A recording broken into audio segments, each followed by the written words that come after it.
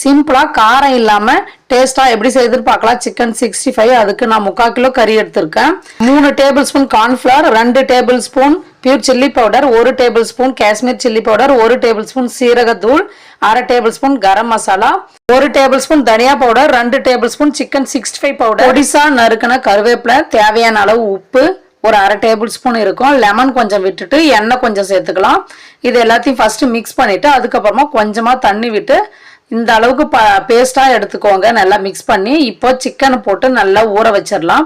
இது வந்து ஒரு 3/4 மணி நேரம் நம்ம ஃப்ரிட்ஜில் வச்சுக்கலாம். கீழே வச்சுக்கோங்க, மேலே ஃப்ரீஸில் வேண்டாம். 1 மணி நேரம் கழிச்சு நம்ம சிக்கனை போட்டு எடுத்துக்கலாம். நான் வந்து தேங்காய் எண்ணெய் விட்டுருக்கேன், கொஞ்சமாக தான் எண்ணெய் விட்டுருக்கேன். ஒவ்வொரு பீஸாக போட்டு ஒரு 3 நிமிஷம் வெந்த பின்னாடி அதுக்கப்புறம் திருப்பி விடுங்க. ஒட்டாத சூப்பராக சிம்பிளாக சாஃப்டாக நமக்கு சிக்கன் 65 வீட்லேயே ரெடி ஆயிடுச்சு. இந்த ரெசிபி கண்டிப்பாக உங்களுக்கு பிடிக்கும். அவ்வளோதான்.